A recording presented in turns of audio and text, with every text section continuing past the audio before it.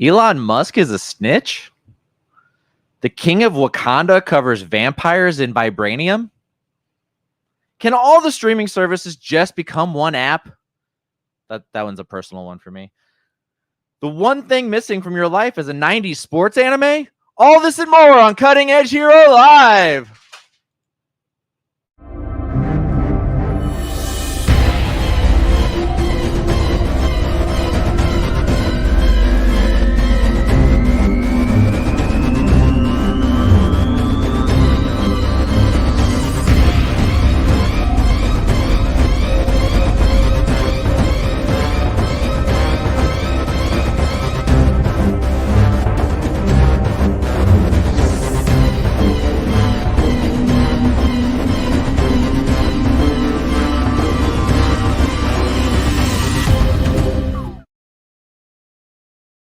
Welcome to Cutting Edge Hero! I am your host, the Nerd King, Danny Stewart, here slinging facts and opinions for you every week. Joined, as always, by my partner in crime, my compatriot, and my secret love interest, Landon Felter. Landon, how you doing? Okay, everything besides the last one we agreed not to tell anyone. Willie McCoy in the chat. Willie, what is up? And Emma in the chat. Good to see you, kiddo. And I love you, Willie. Guys, it has been kind of a rough week for nerds. Right off the top here, we lost James Earl Jones at the age of 93. You will know him as the voice of Darth Vader, the voice of Mufasa, as well as a litany of other great characters, and the nerd world is really hurting. On top of that, we lost the second most important dad to the history of nerddom, Peter Renaday, the voice of Master Splinter in the 1987 TMNT animated series, which was what introduced me to TMNT, and that will always be my Splinter. And he passed away at the age of 89. And then also John Cassidy, Marvel artist for X-Men and the relaunch of the Star Wars comics, and then also co-creator of the Planetary comic series, passed away at the age of 52. There were no reasons given for cause of death on any of them so far. So, I mean, not that matters, but like... just a sad day for nerds everywhere. F in the chat for that trio. It's like finding out your grandpa died like 5 times over. Yeah, it's hitting. And it was, the thing that sucks is that it was like James Earl Jones was bad enough, and then on top of that, Peter Renaday, and then John Cassidy as well. Landon, what is the nerdiest thing you have done this week? The nerdiest thing that I have done this week is I've been playing a lot of modded Skyrim, which is to say I've spent 80% of my time modding Skyrim and 20% actually playing. Yeah. What's your favorite mod you've added? I'm really enjoying the Requiem mod. It's essentially, the way Bethesda games work is that all the enemies are like leveled to you, so you're never really too difficult or too easy. Requiem does that, gets rid of that, and just levels them to whatever it feels like. So it's just like a random play. Well, it's not random. They expect you to be at certain places at certain levels. It's just more of, you're going to need to be a certain level before you get to a point. Crazy.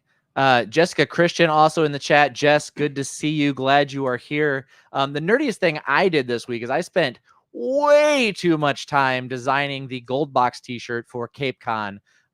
We unveiled this on our social media, but that is Josh Keaton's Spectacular Spider-Man, and that shirt will only be available to gold box attendees for CapeCon November 1st, 2nd, and 3rd. And I think I did a pretty good job on it. What do you think? Yeah, I'd say it'd be pretty good. It looks pretty good. Thank you. I appreciate that. Emma wants to know, do you have the ones where the little plant guys talk? No, but I'll be searching for that as soon as I get home now. Didn't know that was a thing. So Landon foregoing doing his schoolwork and will now be failing out of college because of the Skyrim mods. Yeah, you know what? That's a story as old as Skyrim. Yeah, tale as old as 2011. Yeah, perfect. And all of history, surely. Our human relations specialist and fact checker extraordinaire, Ben Stewart, should be in the chat any minute now. But if for whatever reason, primarily Ben has been binging the Stormlight Archive books, and I think that's what's keeping him from showing up to the show on time. But if anybody else wants to fact check in Ben's absence, please feel free to until he can get here, at which point he will resume his duties. Landon, do you want to talk about some news? Always. How about you fire some bullet points at me?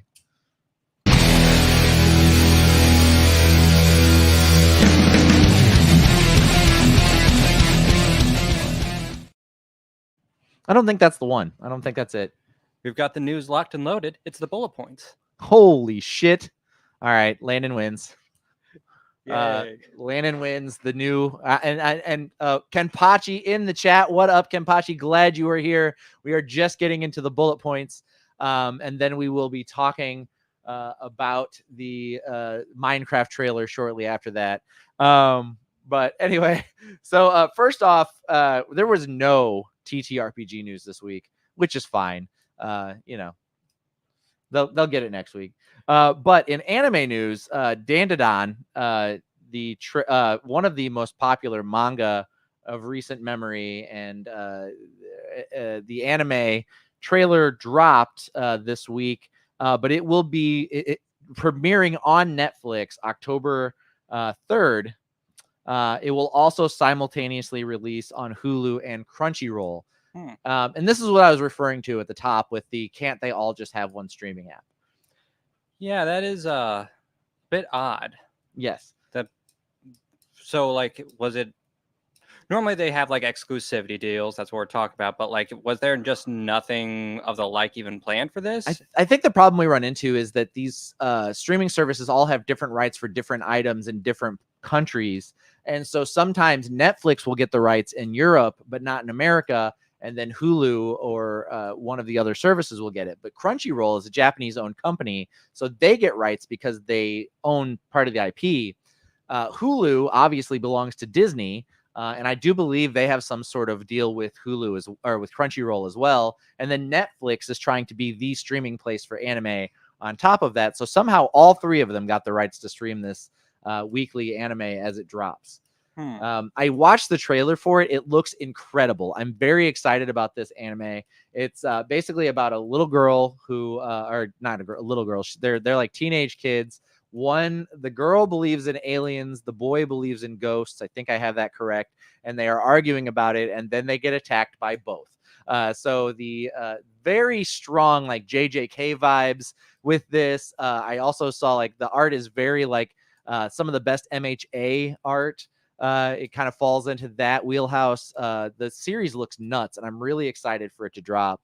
But like, wouldn't it be great? I don't want like a service that comes out where you like pay one price and all the streaming services lump underneath it. I don't want to go back to having cable. What I want is for there to be one streaming service and everybody agree to dump all their shit on there. Like, that'd be fucking great. If I could pay like $50 for one streaming service that has everything, I'd much rather have that than having to pay $15 over here and $15 over here. And I buy Disney Plus for the year, so it's $140 a year now. You know, it's not even like shows a la carte right now with all the different services, because if you only want one show from one streaming service, you can't get it. And that's true. Like Deontay, the giant of SNN and Fundamentals in the chat. Deontay, I'm glad you're here. Billy Rhodes is here as well. He says that would be a monopoly. I don't want one company to own all of these production companies. I want there to be one wheelhouse and everybody produce their own shit and just drop it in the streaming service. And then I think, like, even thinking about it, I think that would leave room for some not so great shows to get made, or for them to take bigger chances on stuff if they're all dumping into the same bucket, as opposed to also trying to pay to support a streaming platform and keep that updated. You just give that job to one company and everybody else gets to make shit and put it on there. I think, like if YouTube could become like a paid streaming, like a YouTube TV situation where it becomes like a paid streaming service that everybody can dump their stuff into, and it's like a pay to play, They just buy the rights to be on that streaming service and they drop everything in there. I think I would much prefer that as to having like 17 different streaming services that I have to get my stuff from. Although I guess, to be honest with you, if you just steal everything, if you just pirate everything, you are technically only using one streaming service, which is the internet. I mean, technically. I Yeah. mean, different websites, but It's true. That is true. But anyway, Don to Don looks awesome. If you're an anime fan, if you're not an anime fan, get out there and check it out. You know what I will say? I recently heard somebody say something about they couldn't get into anime. Billy Rhodes says, dude, just pirate it. Who cares? That's true. We actually have a story about internet piracy coming up next in a couple seconds. But I saw someone recently say that they couldn't get an anime because they didn't like the animation style, and this person loves like X-Men, the original X-Men series, and like Transformers, and like I think people don't realize that a lot of this stuff is Japanese studios making it. Like Transformers was originally done by a Japanese studio and then voiced in the United States and then put out. And X-Men, the animated series, was a Japanese production and Japanese company making the animation and then brought to the United States and voiced over in the United States. Like there are so many anime American properties that people don't even realize belong to that country. But like, I just don't think there's good excuses. Like, just give anime a chance. Get out there. Stop being a weirdo about it. Anime is awesome. So weirdly enough, a lot of people I know who don't like anime, strangely enough, the one thing that they do like that is anime is JoJo's Bizarre Adventure. Yeah. And I don't know if it's just because Bizarre is in the name, so they already have an idea coming in. So like anything that they're not culturally used to, they're just like, oh yeah, that's just the thing here. Because like anime does require you to just accept a lot as it happens, and not everyone can really accept that sort of thing, if that makes sense. One of the big problems between American storytelling and Japanese storytelling and British storytelling is this way too. And it's why it's a certain niche group that enjoys British television as opposed to American television. And the same thing with Japanese anime is they don't give you all the information. We are really bad in American television and movies. We are really bad about having to lay absolutely everything out so that you can just be like, oh, everything, like tons of exposition, everything explained, no mysteries left on the table. That's like a common American thing compared to other artistic formats for this. And in Japan and Japan for sure, but in England as well, they leave a lot to be figured out on your own. Like there's a lot of questions to still be asked whenever a thing is finished. And I think that to a person who's just so used to American culture and the way they put out movies and TV shows, it breaks their brain. They're just like, why don't I know everything that's happening in this? I don't get it. Yeah. And I think that's why there's kind of an uphill battle for that. Billy Rhodes says, I don't care for most anime due to the over-exaggerated expressions, freeze frames, and other anime tropes like that. That's not every anime, Billy. That's a handful of them compared to the entire like genre. That's just one style. And Fox Pixar Media back in the chat. I'm glad you are here. Said, is there anything else you want to say? I've got so much I want to say. I literally never shut up. Landon loves it. I'm here for it every week. It's true. You do show up for it every week. Fox Pixar Media, we the last couple of weeks covered some Twisters news for you, and you were not here. And you'll have to go back and watch the previous episodes. Slam Dunk, the grandfather, considered by most to be the grandfather of Japanese sports anime, is coming to Netflix or has already dropped on Netflix. It was part of their September releases. So if you have not had a chance to check out Slam Dunk or you've ever been interested in checking out Slam Dunk, now would be the time. It is on Netflix. Let's see. Fox Pixar Media said, by the way, did you check what Paramount announced? They announced a Abraham Zucker 4K collection. I don't even know what that is, but thank you for sharing that news. Appreciated. So in the piracy news that I was talking about, Toho and Aniplex, two of the biggest names in anime, have gotten the U.S. court system to pull leaker information from X, formerly known as Twitter, so that they can chase these people down and end their piracy of anime and manga. So you're not safe on Twitter. They will sell you down the river. That's just one more reason to abandon that platform. But I think that's crazy. It is insane. just that they're willing to just sell out people's privacy like that, but Absolutely. also not at all expected at this Right. point. Yeah, I'm not caught off guard by it really per se, but it is kind of mind-blowing that the courts can just be like, we want to use your data for your streaming service to search specific metrics so we can hunt down people doing what is technically, or not technically, what is actually a crime. I get it, but at the same time, it's like the X just handing over their metric to the U.S. government to hunt down these people is kind of nuts. Like that's really crazy. It's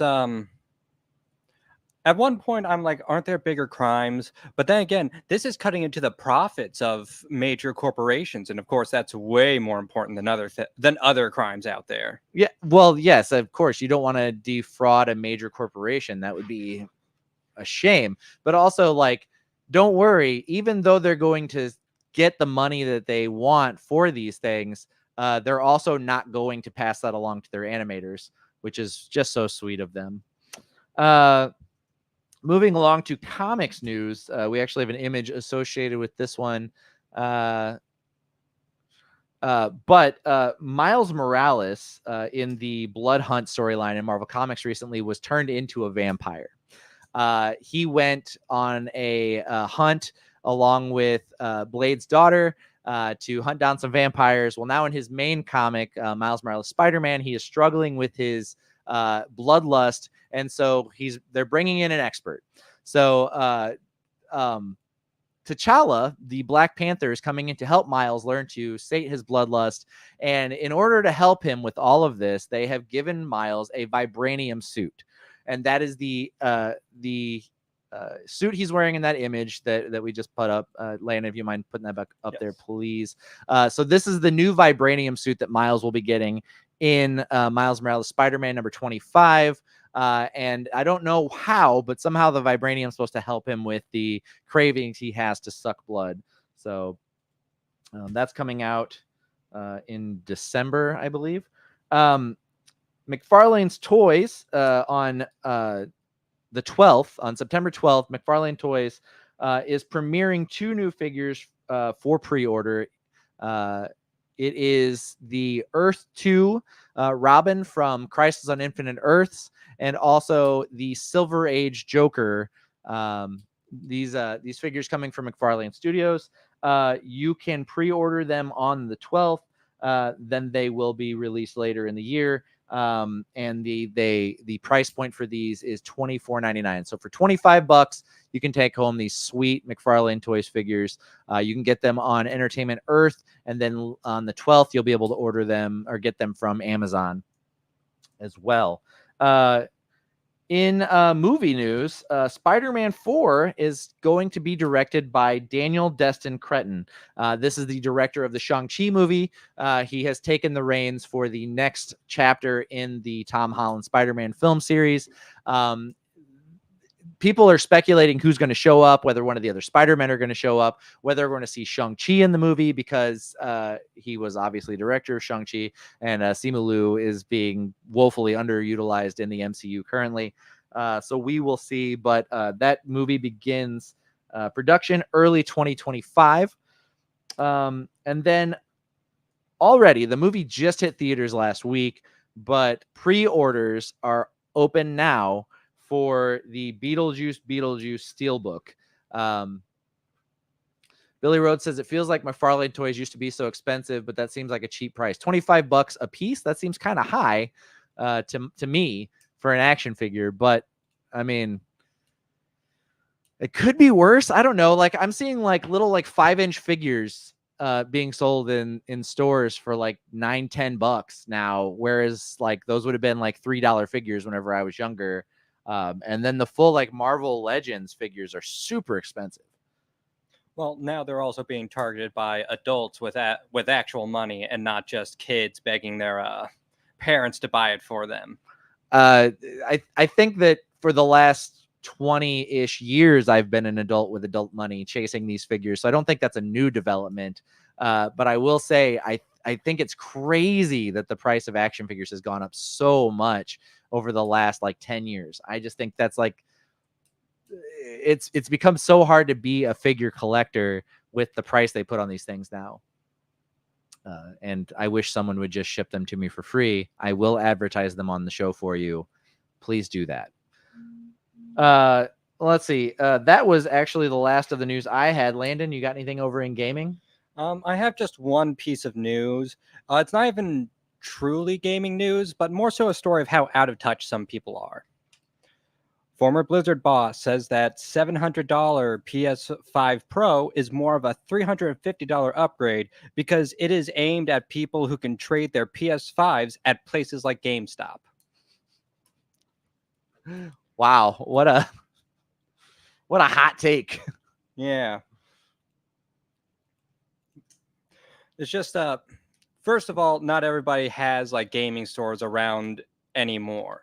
I mean, we have our personal gaming store here in Cape Girardeau, but beyond that, like they're a bit more scattered around than what GameStop used to be. And secondly, like, do you even think you could sell your PS5 for $350 now? I have no idea. I have no idea what the resale value on a PS5 is. Yeah, because I've not looked into it. I haven't had to pawn it to pay for groceries or anything. Yeah. So because they're gonna like cut you lower than what you think you deserve. absolutely, Every that's time. true. And I guess the PS5 Pros aren't going to come. There's like no disc drive option. It is digital only. Yes, a disc drive is an extra cost. Yeah, you got to buy a separate disc drive to put on the shelf next to your PS5 Pro. That is $700, and I cannot imagine that a DVD/disc drive is going to jack that price up so much that they couldn't have just included a model with it in it. But I do production obviously is going to be a little bit more expensive for something like that. You're doing 2 runs as opposed to 1. So I guess it makes sense. But my PS5 is disc drive. I wanted it on there. I made sure I got a disc drive version, and literally just so I can use it as a DVD player. Mm-hmm. Oh, so you got it for the same reason a lot of people got the PS2, just because it's a DVD player too. That was the big selling point for the PS2 for me. It was the first DVD player I ever owned, and boy, was I stoked. Billy said my Xbox Series X came with a disc drive. I mean, you also ended up with an Xbox Series X, so who's really the loser in that situation? But anyway, so that is everything I had for the bullet points. Landon, you want to shoot us out of here? Will do. That's not it.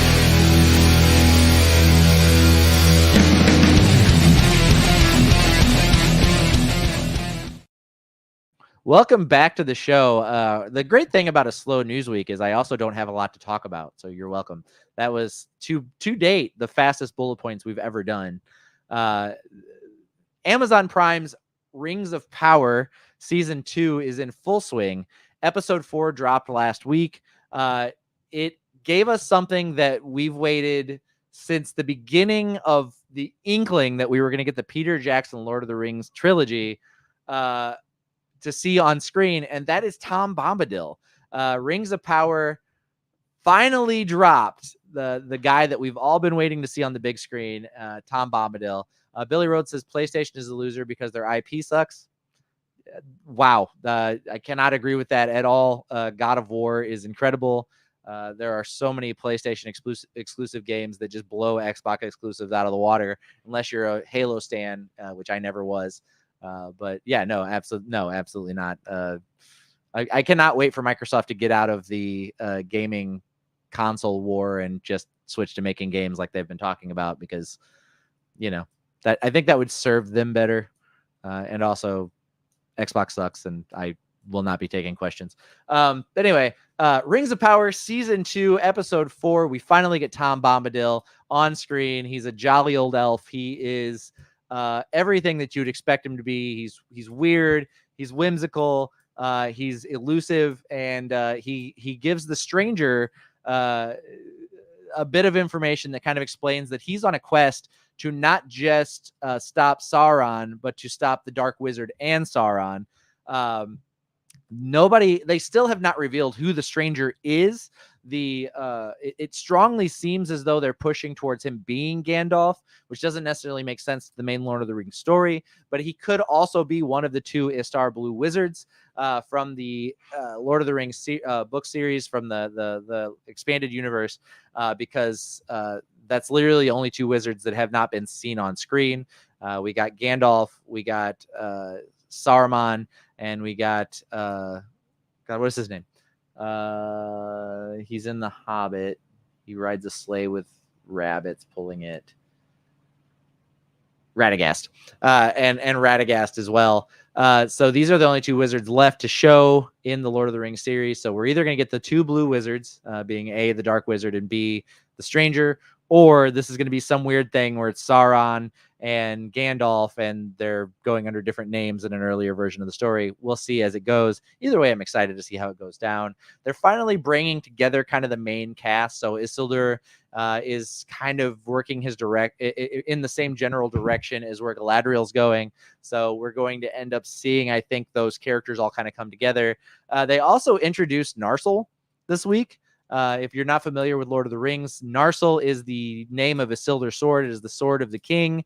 They then reforge it in Lord of the Rings to become Andoril, Flame of the West, which is Aragorn's sword. But in this TV series, they have introduced it. Narsil showed up this week. That was probably one of the most exciting things in the show for me. I'm always excited about swords. So that worked for me. You're not watching this, are you, Landon? I am not. Okay. Do you know anything about Lord of the Rings? I know a bit. Like I've seen the movies and I've read The Hobbit, but beyond that, I haven't really gone to the deep lore. Yeah, how expansive would you say your knowledge of Lord of the Rings is? Is it just films, The Hobbit, and that's kind of it? That's pretty much it. Yeah. Okay. So the only reason why I asked this is that like I have a lot of expanded lore. I know a lot about Lord of the Rings. I've done a lot of research into Lord of the Rings, but it's hard to ramble on about it whenever you have no idea what the hell I'm talking about. You know what I mean? Yeah, I get that. But believe you me, I can listen to people rant about things I have no basis for and still hang on to their words. Like I cannot add to the conversation. But like if you want an info dump, like that's what everybody's here for. Well, I actually have whenever you're not so busy with school, Emma says, "Don't worry, I'm here for you, Dad." Thanks, Em. If you ever want, I have the Origins of Tolkien's Middle Earth for Dummies book. Not saying you are a dummy, but it is a resource if you ever want a simple way to get into it. I also have all of the other tales and the Lost Road and the Silmarillion. They're all up here. If you ever want to check them out. I have Colossus guarding them. One of these super expensive Marvel's Legends figures that we were talking about a minute ago. But anyway, I could talk Lord of the Rings all day, but I will say, yeah, Shards of Narsil, seeing Narsil on screen for this series, there's been a lot of like, none of the characters, they can't use like the established Lord of the Rings canon from the movies. So seeing the actual sword on screen was just a very hype moment for me. I may be in the minority there, but I'm really excited to see where this series is going, and I'm just enjoying more Lord of the Rings. Like, it doesn't have to be perfect. It doesn't have to be like cinematic. It doesn't have to be tied into any of the Peter Jackson stuff. It doesn't have to be closely tied to the books because they have a lot of room to play around in the way that Tolkien told these stories as like historical recountings and not necessarily the actual events. So I'm just really enjoying the series, and I think out of all of the stuff that they've done on Amazon Prime, this is probably all of the book adaptations they've done on Amazon Prime. I think this is my favorite. Would you also say this is stuff that's like not normally given a lot of love? Or definitely, I would say that it's the main Lord of the Rings story, the Hobbit for the most part, prior to Lord of the Rings getting the films from New Line, the Hobbit kind of got the most love. It had the animated movie that everybody kind of knew and loved. And that was really my only frame of reference to Lord of the Rings until I read the trilogy in 6th grade. But The Hobbit has always gotten the most love because it's short, it's easy, it doesn't take a lot of your time to read the books. And then for a long time, Lord of the Rings was this giant 6-book series because most people don't know all of the Lord of the Rings books are actually 2 books put together. So Fellowship is 2 separate books, Two Towers is 2 separate books, and Return of the King are 2 separate books. So there's actually 6 books in the Lord of the Rings. But the expanded lore, the other roads and let's see. Anyway, the expanded lore books are not really known well or well, they're not really accessible to the lay person. And they certainly, I would not have expected them to make a television series based on them, which I think is really cool. Well, for decades, people didn't think you could make a movie out of the 3 original books either. It's true. It's true. Well, I don't know that. So they've made 2 separate Lord of the Rings movie series prior to the cinematic, yes, live action. I know about the Ralph Bakshi film in the 70s. Mm-hmm. Yeah, but like a lot of people weren't the biggest fans of it at the time, and a lot of people now. But it was the first time that was attempted, and a lot of people looked at that and said, "Oh wow, we can actually make films out of this. It is possible. It's within the realm of possibility." Absolutely.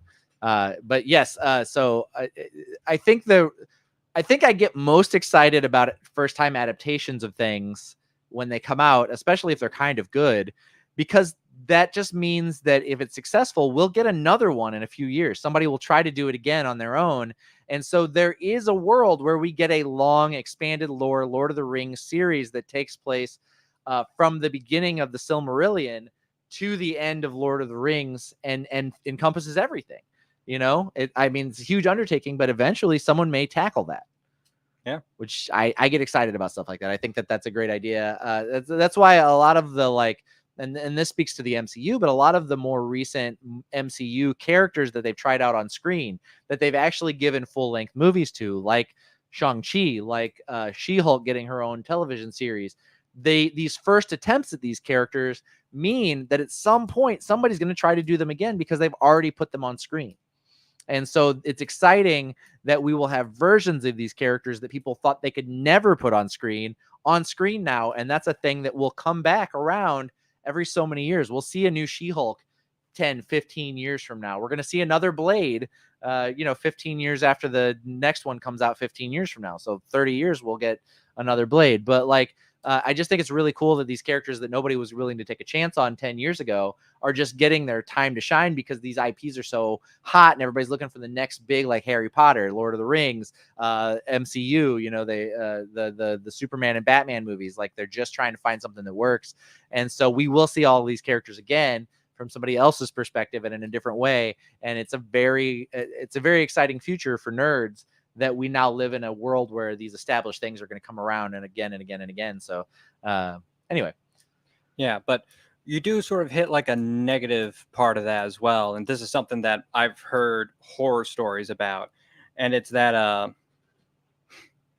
Ben, next big thing is Stormlight Archive. Duh. He's right. It absolutely is. They have taken a few runs at putting the Stormlight Archive or any of the Brandon Sanderson series on television and in movies, and he hasn't found something that he likes or is excited enough about to go forward with, but they're trying. So people are doing it. You will see some sort of live action or animated Stormlight Archive within the next decade, I swear. And it's going to blow your fucking mind as long as it's done well. And as long as Brandon Sanderson is at the helm or making executive decisions on it, it will be. So just, gird your loins and be ready. But anyway. Yeah. So a lot of companies will just hold on to IPs and won't let anybody touch them or ever let them go to anyone besides their own archives. Sony. Yeah, Sony. A lot of Warner Bros. Stuff right now. Because either A, they don't want to risk that thing becoming really big and the company missing out. And B, and this is more of a personal individual one, the executive that will sign off on letting this IP go out into the world and let somebody else do it, if it becomes big and their name is known in the company for letting it go, that is a huge blow to their image and their status, Absolutely. not just in the company, but in the entire industry. And they don't want to risk that either. So you kind of get a dark side of that as well. Yeah, Fox being unable to put anything worthwhile out with the Marvel IP that they had while Marvel Studios is making, multi-billion-dollar profit movies with their lesser known characters was a huge slap in the face for Fox Studios. And I think that you're absolutely right. Like them having to pass the rights off because they just couldn't do it, or being so unprofitable that Disney could buy them, so they could have their characters back is like, yeah, it's a. But yeah, you're correct. These people having these characters with the opportunity to make money off of them and not being willing to let them go and continuing to make subpar properties out of them is a possible problem for the future. Mm-hmm. And if you like want to see like a dark version of this, like look at Sony and what they're doing with all the Spider-Man characters they still have. If you want an even darker version of this, look at all the shows Warner Bros took off of their streaming service and won't let anybody see besides those pirating sites that we just talked about, that even though they're not making money off these IPs anymore, are currently trying to shut them all down. Yeah. It's a horrible spiral. I think that on a long enough timeline, we will eventually see the Batgirl movie with Brendan Fraser as Firefly. I think that even though they had to shelve that and they said it would never get released, they also said the same thing about the original Fantastic Four movie, and I've seen that a handful of times. And if you haven't seen it, get on the internet and find it because it's awful and fun to watch. Watch it with a few of your friends that you can have a Mystery Science Theater 3000 experience with. Yes, I love doing riff nights with my friends. We have a good time. Usually we pick like shitty horror movies and stuff, but yeah, the original Fantastic Four movie would be a great riff night movie. It's real bad. It's real bad. But yeah, Billy Rhodes said, I'm pretty sure that movie is literally destroyed though. I think that it's in a vault. I don't think they like destroyed every single copy. Ben said, Friends must be nice. You could always come hang out, Walt. You don't have to live up there in your palace in Northern Illinois and not come see me. But yeah, what was I going to say? What was the other one? They shelved another Warner Brothers project that was made and is never going to see the light of day. It was another, I think, superhero movie that was fully done and is never going to get released either. I'm not too sure. The only God, one it's I not really know Batgirl. It was something else. Is Batgirl. But Billy, with how like insane these people are with like hoarding all of their stuff and keeping records upon records upon records, I'm almost certain there's a copy stashed somewhere. Yeah, or not. I mean, if we never see it, I think it'll be fine too. They had to destroy it to prove they deserved a tax break. All correct. I totally agree that is what they said up front and that is what they told the courts. I do believe somebody's got a thumb drive somewhere with a finished copy floating around that will hit the internet sometime in the next 5 to 10 years. There was a Scooby-Doo movie that they shelved too. Yes, that is accurate. And there was something else though. I saw an actor talking about it, and it wasn't Brendan Fraser. It was another. Also, our human relations specialist and fact checker extraordinaire Ben Stewart is in the comments. Ben, I told them to fact check in your absence, but you're here now. Everyone, you can put your fact checker glasses down. Ben's got it. Let's see. Shelved. Oh, Jesus Christ. I'm not typing. Okay. You ever do that? You think you're typing and you're not typing? No, never. I've never done that 1,000 times while doing this exact job. Let's see. Shelved DC projects. Batman vs. Godzilla. What? Let's see. Wow, that is a list of unproduced DC project or Warner Brothers projects for DC. That is probably an insanely long list. But yeah, just about every studio out there has some sort of IP that they just will not release just because they don't want to risk it being big without them. Talk to just about like any creator that has had like a show greenlit and then started like pre-production. They will tell you, oh yeah, I started work on this with whatever studio or what have you, and we ended up getting canned, and despite the fact that I had the idea, it will never see the light of day and I can't take it anywhere else. Okay, can't find it. I've wasted enough time thinking about it. But yeah, it's something. it was something. I was watching an interview. Somebody was saying they were sad that this thing was never going to get released, and I will find it later, and we can talk about it then. Emma says my father buffering sounds like an old song. Everything I do sounds old. It's just a IP laws are crazy. Yes. Let's see. Anyway, so that was Rings of Power, and God, much like Billy siding with Xbox as opposed to following me down the PlayStation path. This week on the hit list, we are talking about our 5 favorite betrayals.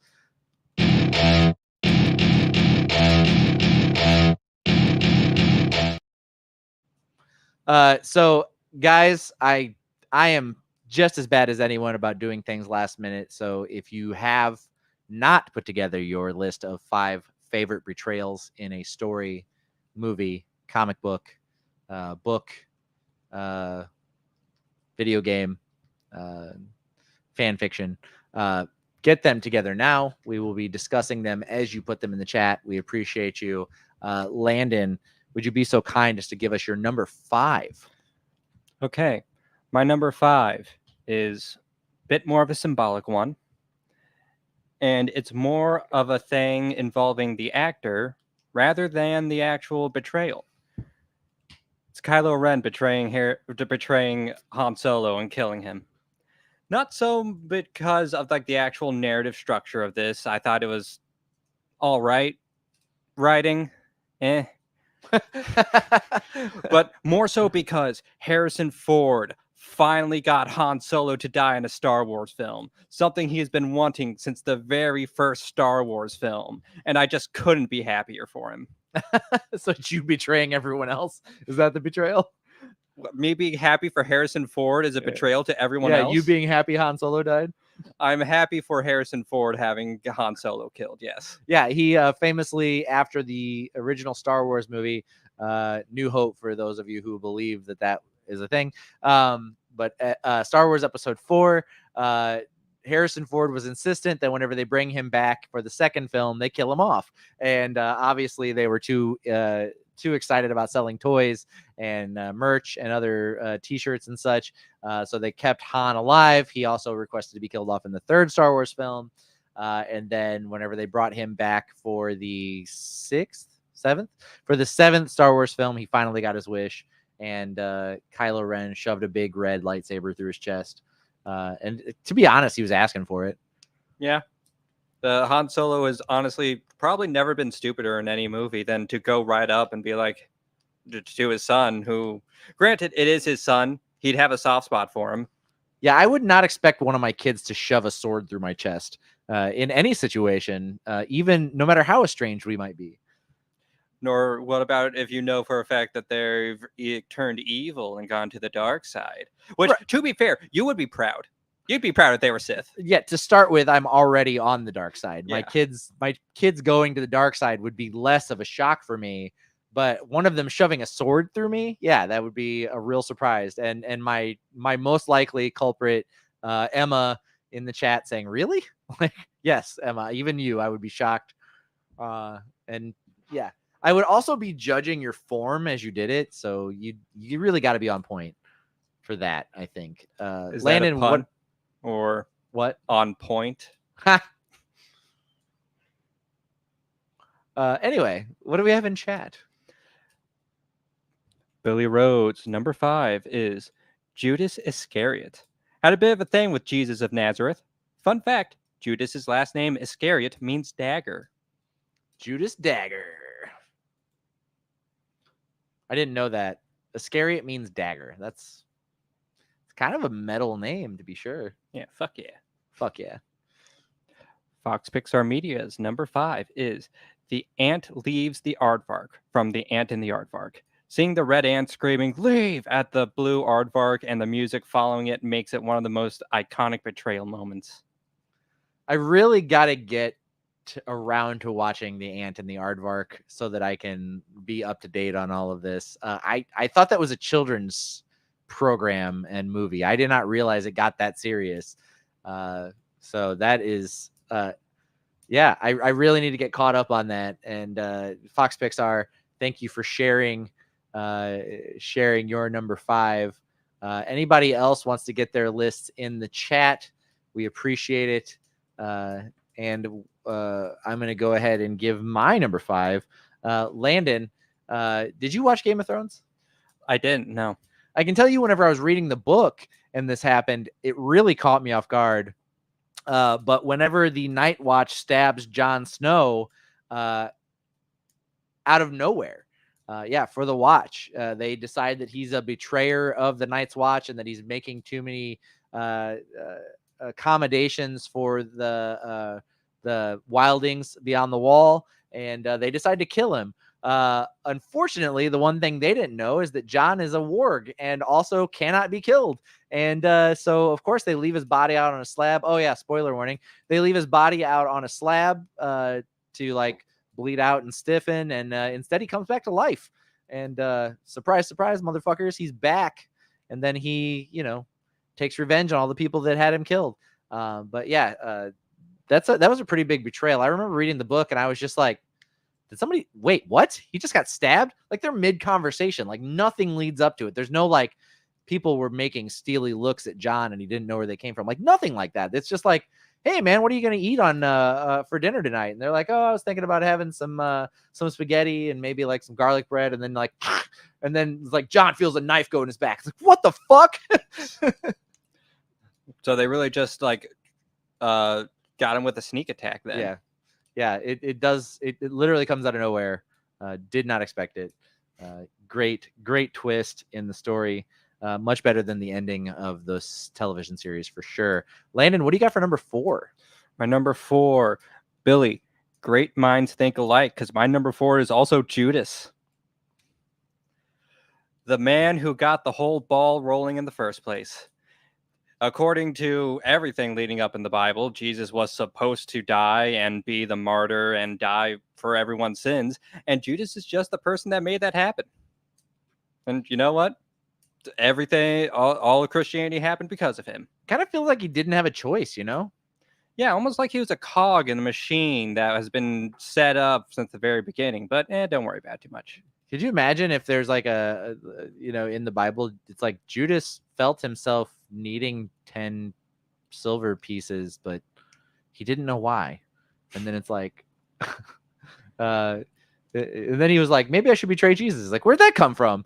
I need those 30 pieces of silver. Is it 30? Yep. Man. Anyway, what do we have in chat? Yep. Billy Rhodes, number 4 is Brutus. He joined the rest of the Roman senators to assassinate Caesar for what they think was him trying to become a dictator.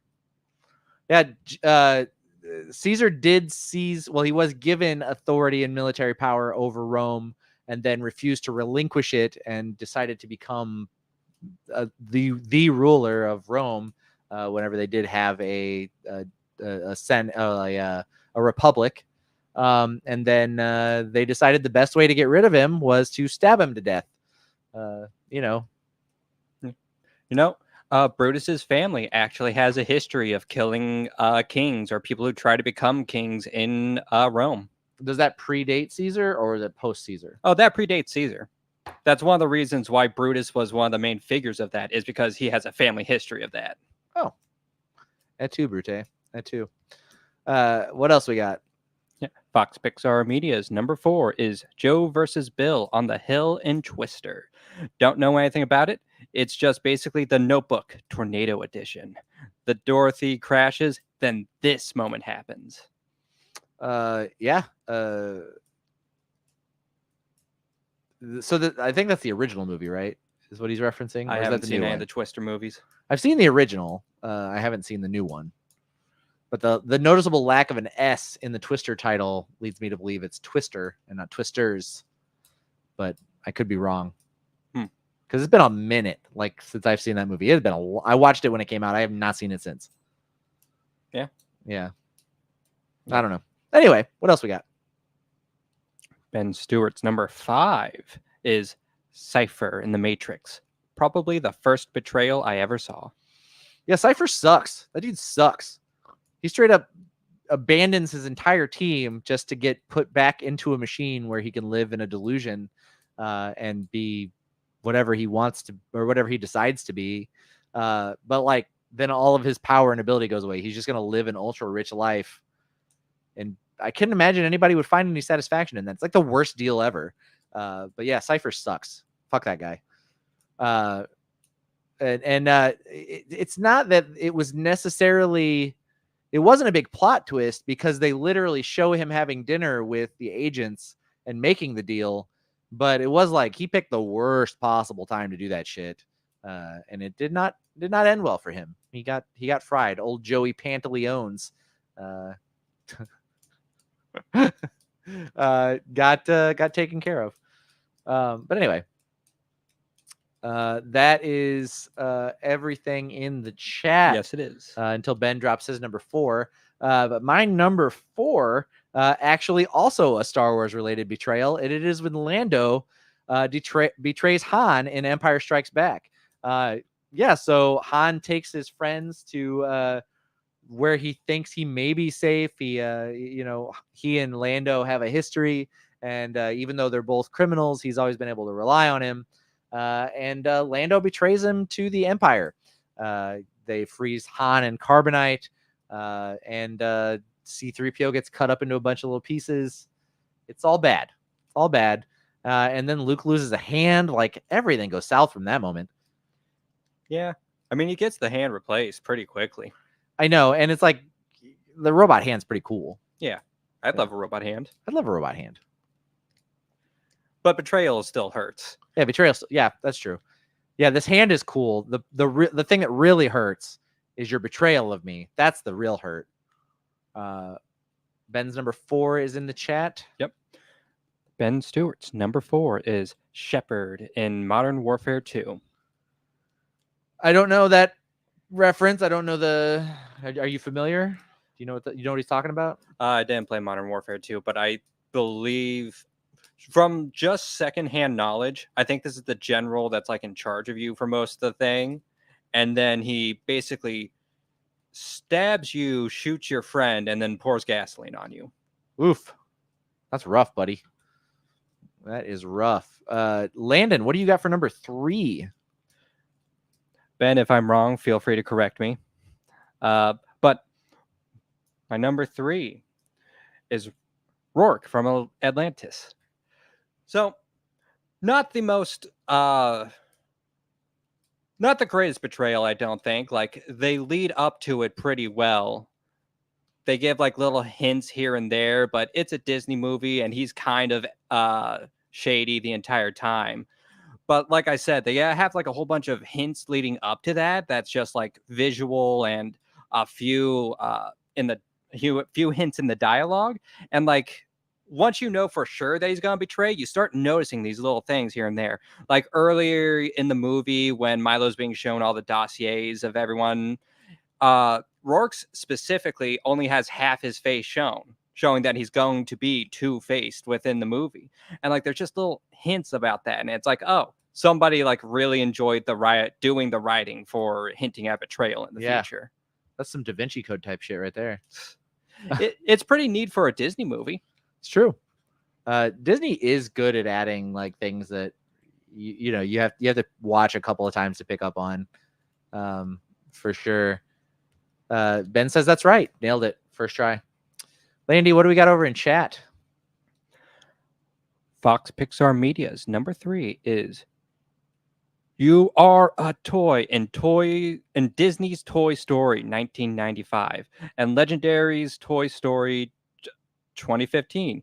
You know the part where they get lost in the Dinoco and are under the truck. That's what happened. That's true. So Woody turns on Buzz in an attempt to get rid of him and be able to curry favor with the other toys and become Andy's number 1 toy again. And it's kind of awful. Like I know he redeems himself by the end of the movie, and you're just like, oh, they're best buddies now. But like, that's some like nefarious shit he does to Buzz. Actually, I take it back. It's an accident, right? Yes, it is an accident, but like he kind of led up to it and then like tried to turn back at the last minute. Right. If I remember right. Yeah. He immediately regretted his decision, but it was too late. Yeah. In the original version of the movie, he intentionally does it and a lot more worse stuff. Yeah. Yeah. I haven't seen the Zack Snyder cut of Toy Story, so I wasn't aware of that. A lot more F-bombs. That makes sense. Does it also get an alternate timeline where different characters show up and there's like an evil Superman? Or No, the alternate timeline is where Sid manages to get all of Andy's toys, and then they take revenge on him after all the mutilations. yeah, there is an avenue here where Toy Story turns into a horror film and they actually do kill Sid as opposed to just scaring the shit out of that kid. Yeah. We should write that movie. Anyway, what do we have in chat? Billy Rhodes. Number 3 is Albert Pujols. I'm not a sports got, but he left the Cardinals for the Angels. Everyone in St. Louis was pissed, and I loved it. The cops had to guard his recently built statue at the time. Yeah, there was a pretty big backlash whenever Albert Pujols left St. Louis to make a fuck ton of money barely playing for the Angels. People really get excited about their random hobbies. They like to pay billions of dollars to people to watch play. Yeah. Couldn't be me. Couldn't be me. Unless we're talking about Michael Jordan, and then I get really angry when people start to disgrace the legacy of the greatest to ever play the game. Joey is a huge baseball fan and will never, ever forgive this. Not once. Even though he's like come back and like everybody's cool with him now, like he's returned playing with the Angels and like said he loved St. Louis and all that stuff. I thought that people generally like Albert Pujols in the area again. I thought that all went away. Maybe not. Ben Stewart's number 3. Hail Hydra. I'm assuming that this is the reference to Captain America becoming the Hydra Cap, where he was secretly a Hydra agent all along and was actually a villain. And then, so that was like, it was a thing where like Marvel launched this story where they were going to have it where the Red Skull used the Infinity Cube to change reality to where Cap had always been a Hydra sleeper agent, and they waited until this storyline to reveal it. And it was like this big, like, oh, he's gonna blow people's minds, and people just fucking hated it. They were like, this is the dumbest thing I've ever seen. The literally legendary Captain America, leader of the Avengers, like the Stars and Stripes hero, turns out to be a Nazi sympathizer from the start.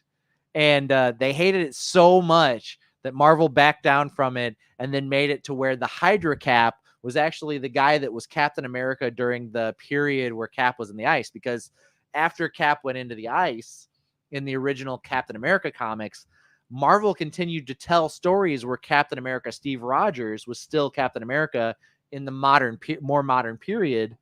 But then they told the story in the Avengers where they pull him out of the ice and he becomes the modern Captain America. And then as kind of like an explanation for that period where it didn't make sense that Cap was also existing in modern times, they hand waved it by saying that there was another guy that they gave the super soldier serum to who looked just like Steve Rogers and pretended to be Steve Rogers for that period until Cap actually came back. So then Marvel backs off of it actually being Steve Rogers doing this, and then they make it this other guy who has like the Steve Rogers lookalike, who was actually always a Hydra sleeper agent and is the evil Captain America. But yeah, that was one of those where they took a real chance on that one and it blew up in their face, and then they immediately moved away from it. So yeah, that was, what were we on? 3. Yep. My number 3 comes from DC Comics. One of my favorite JLA stories, and that is Tower of Babel. This has been redone a couple of different times in different media. I believe they did an animated movie of it as well. But Ra's al Ghul decides that he's going to take down the Justice League, and he implements a plan that destroys every single Justice League member in record time, and they are fully and soundly defeated by the demon. And then whenever they finally get free and get saved, I believe Batman saves all of them. And then they find out that the reason that Ra's al Ghul was able to pull this off is because it was actually Batman's plan for taking down the JLA, and it had gotten into Ra's al Ghul's hands, and he used it. And so Batman betrayed the entire JLA by having plans implemented to destroy each and every one of them. Yeah. And the thing is, they weren't even mad that he had the plan specifically. Like, they weren't so much upset about that. They were more upset that he didn't tell any of them that he made those plans. Because, like, if they would have known, I'm sure they would have been like, yeah, Superman got hit with red kryptonite last week and needed to be taken down. So those plans would have come in handy then. Half of us have been mind controlled or brainwashed at some point. Having a plan for taking us down would make sense. It's more so they did it behind their back and didn't let them know about it at all. I think they were all just butthurt that Batman's the coolest member of the team, and he also can defeat all of them in like under a day. And they're like these godlike level superheroes. I think that was the thing they were most upset about, because them being upset about it doesn't really make sense for the grander scheme of things. Even the thing you're saying, like if you had this plan ready to implement, and they knew about it, then they'd know to stop it. So he had to keep it secret, obviously. I don't think Batman did anything wrong in this scenario. He walks in the hallways with literal gods, and they do regularly, like every 6 months, one of them turns evil and becomes a big problem. I totally agree with Batman's decision to do it. I think they were just mad that it was such a great plan, and I'm sure Batman was like, "Fuck, that was my one. I had that one plan, and it was awesome, and I got to come up with another one." Yeah, but like a decent portion, I forget exactly how Wonder Woman's speech went. Like whenever she says she doesn't want him back in the JLA at the very end, but she's like, I don't know if I could fight alongside somebody who doesn't trust me. I can't trust them either. And very much so, like, uh, I think multiple times, like what I had said of like, we're not mad that you had these plans. We're mad that you didn't tell us about it because like we can't fix all of our weaknesses, Mm-hmm. and you don't have to tell us the specifics. It would have been nice to know. And like he even goes after like their personal weaknesses too. Like, Mm-hmm. who's the Green Lantern at the time? I believe it was John Stewart at the time. No, it wasn't John Stewart. Artistic It's one. Kyle. Kyle Rayner. Kyle, that's it. Like he very specifically makes Kyle go blind or hypnotizes him to make him think he's gone blind. Mm-hmm. Not just because like it would stop him from using his powers, but also because it would break his spirit. Because early in the issue, he's like, I don't think I could live without my sight because then I want to be able to make my art. And he's like, I will use that to absolutely destroy you mentally as well. Instead of being like, Kyle, let me help you learn to not let that be a problem. Let me train you. He's like, I can exploit that weakness. Yeah. Yeah. I could take it. I could take advantage of this trust you bestowed into Yeah. me. Yeah. Martian Manhunter. I have a crippling fear of fire. Batman, like, Martian Manhunter, set him on fire. Which is what happens. They just set him on fire. Yeah, which isn't really much of a plan. Everyone knows that already. Yeah, it's true. It's true. But yes, anyway, moving along, Landon, what is your number 2? My number 2 is, you know, last time I did this, I had a big speech about how it was traumatic in my childhood and everything, and then you cut me off and ruined that speech. So I'm not going to do that. No, this go time. ahead, do it. It's Big Smoke. All throughout San Andreas, he's right there with you. He could be a little annoying at times, but this like is that, Landon's villain origin story. he could be a little annoying at times, but in sort of like that friend way. Like you're following the train, and you just had to follow the damn train, CJ. No, but you think you're on good terms, you're friends, and at the very end, you find out, oh, he fucked you over. He did the bad thing in the story. Yeah. It's fucked. Yeah. Anyway. Yeah, you got a lot of trauma built around the GTA games, huh? I played them at probably too young of an age, but yeah. That makes sense. What's kicking around over in chat? Ben Stewart's number 2 is One Tree Hill. Dan shooting his own brother Keith, and then the next season they do a whole redemption arc for Dan. No, fuck that guy. Yeah, it was a weird. It was a weird decision that they're like, this season he's gonna murder his brother. Next season, he's gonna get in some prison fights. He's gonna get tougher. He's gonna become a better person. He literally fucking murdered someone, and it's like a year later. They're like, oh, nah, he's not such a bad guy. Not a big One Tree Hill fan. No, I've never seen Me it. neither, but Ben watched it religiously, so I do know quite a bit about it. Anyway, Fox Pixar Media's number 2 is Kate Cooper versus Javi in the rodeo aftermath in Twisters. Javi blaming the deaths of Kate's team completely gets it all the time, until the apology later on during Kate's team up with Tyler Owens.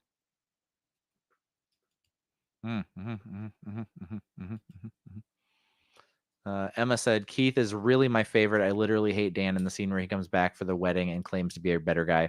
Right? Yeah, that's a pretty quick turnaround. Kind of bullshit.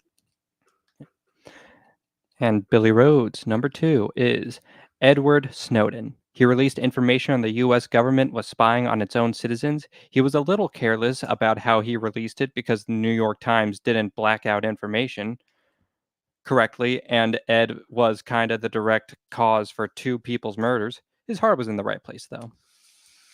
Yeah, and he just got imprisoned for that, right? Like he finally released himself to the United States. I think he finally got extradited. Yeah. Yeah. That's so. Yeah, Edward Snowden, man. But like, whenever you find yourself in a situation like that, there's probably a lot of wrong ways you can go. So maybe he did the best he could.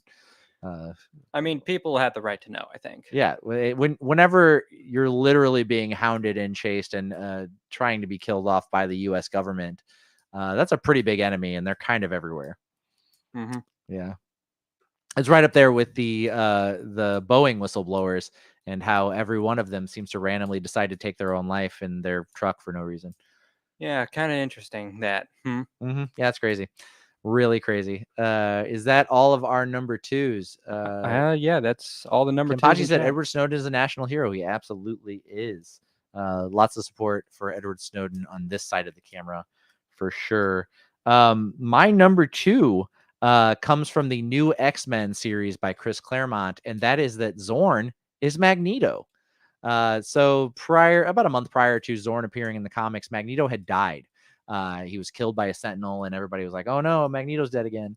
But then this random mutant with like telekinetic powers and a literal star for a face shows up, and he's got to wear this crazy helmet, and he's a teacher at the Xavier School for Gifted Youngsters. Little did they all know that Zorn, the like Zen, like calm energy manipulating teacher at the school, was actually Magneto the whole time, and he was teaching the students his own ways when everybody thought he was just a nice guy. Can you put that image back up there? Yeah. But in the ultimate reveal that Zorn is Magneto, he causes Jean Grey to have a stroke. He gives her a magnetic embolism and kills her. And so that's how he revealed himself to be Magneto. And then Wolverine, in response, cuts his head off. Now, they did retcon this after the fact, and it turned out to be a clone of Magneto named Joseph. But at the time when Chris Claremont wrote this story, it actually was Magneto just straight up murdering Jean Grey in his first appearance since he had died.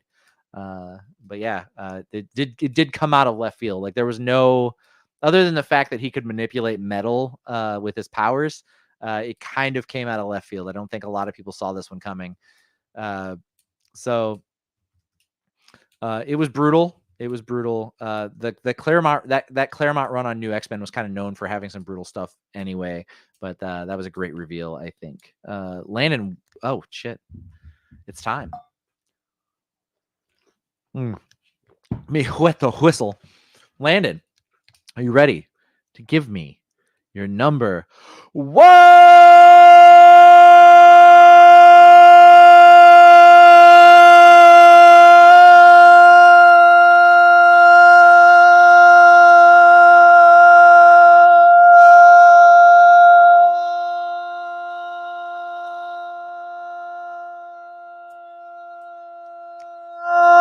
Landon, you're number one, please.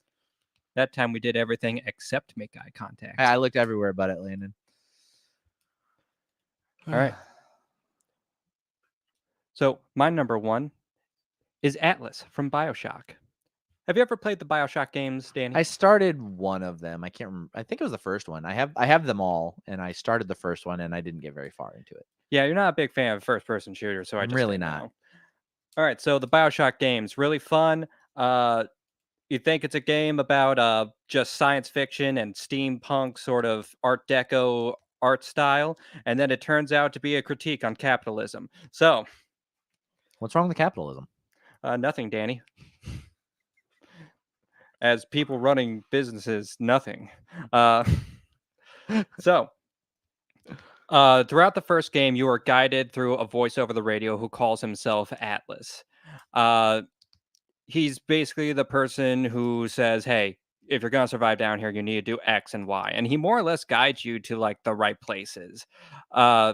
He tells you how things work down there. He tells you where things are. And he says the man in charge of the whole place, Andrew Ryan, is going to be your only way out of here because he has the whole place on lockdown. So you go through partway through, you also try to help him find his family. You get to a sub, it explodes, where that he says his wife and child are inside, and it is not great. Did he build the sub himself? He did not build the sub himself. Okay. Well, towards the 2/3 mark of the game, you find out that you are a clone. Atlas had you made. His real name is Frank Fontaine, and you have been programmed to do whatever he says or what anybody says with the code phrase, would you kindly? And after you help him get control of the whole place, he tries to betray you, get you killed. A different friend helps you break the mind control, and then you go and you kill him. Huh. Yeah. What were you a clone of? You were a clone of Andrew Ryan, the big bad of the whole game. Okay. Yeah. You need to be a clone of his DNA because of plot reasons. Okay. Cool, cool. You were actually only 2 years old. You were aged like the age of 23 in the course of 2 years, and you don't remember any of that. You had the memories implanted. That seems kind of traumatic. Yeah. We got some number ones in chat. Yep. Fox Pixar Media's number one is Melissa leaves Bill and Twister. You know that point when they know that Wakita is being destroyed and That's that part right there. Yeah. Traumatic for all of us. Ben Stewart's number one is Jason Todd's trifling mother giving him up to the Joker. Yeah, that bitch. Even though we were collectively ready for Jason Todd to go away, it is kind of awful that his mother sold him to the Joker for her next hit.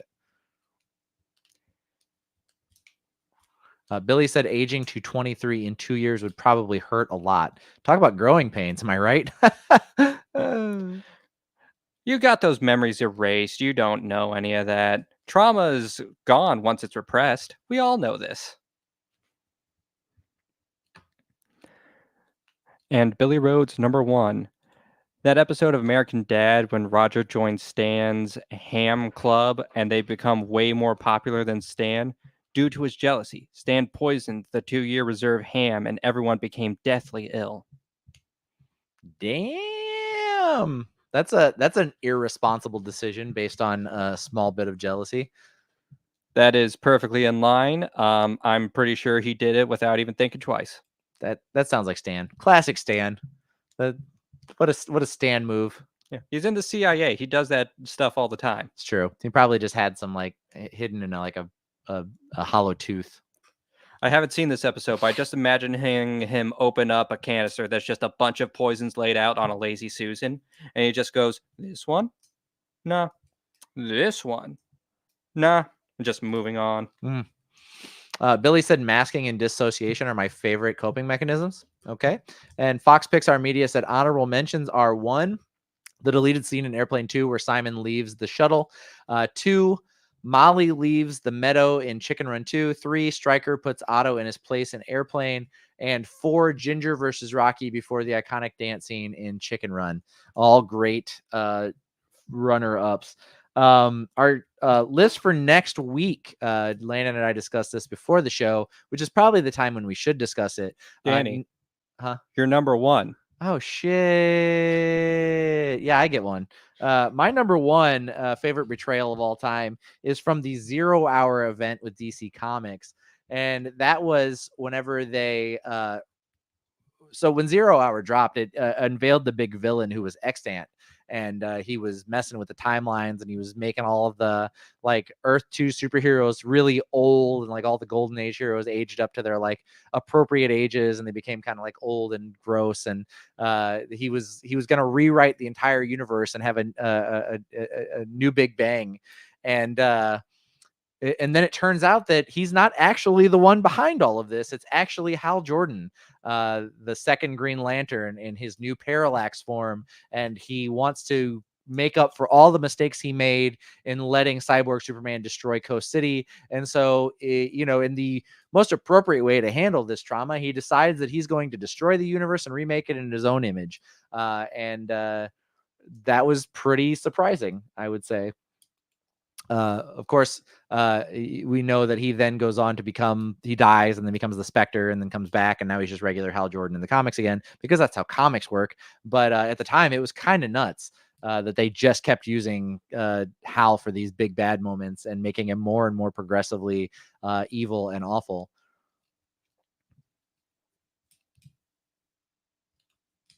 Billy said, "Okay, good. I didn't imagine a Green Lantern Flash for 1 second." What? Oh, I accidentally clicked the thing when I was just hovering over it, and then I just quickly unclicked it. So you got a frame of Hal Jordan standing over Superman. I completely missed that. That's on me. I do be yapping. But anyway, so that is the hit list for this week. Next week's hit list is your 5 favorite fan casts. So this will be fan casts that were for an upcoming movie that you really loved and thought was a great idea and didn't happen, or fan casts that you personally would have liked to see and you think they went with a less appropriate actor for the character. And we will be discussing that next week. Do the thing. You got to do the full sign off. This has been the hit list.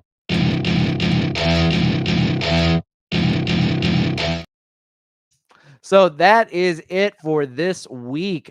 We will be discussing Transformers 1 next week, as well as some Rings of Power episode 5, the 5 favorite fan casts, and all of the news and such as it comes along. But anyway, this has been a great show. Thank you guys for being in the chat. We appreciate you. Thank each and every one of you for being here and continuing to support the show. You guys are awesome. Landon, you got anything you want to say to the nice folks? I have nothing more to say other than, as always, thank you for coming out, hanging out, and talking in the chat. All right, you beautiful human beings. For this week, for all of Cutting Edge Hero, we'll catch you next time. See y'all.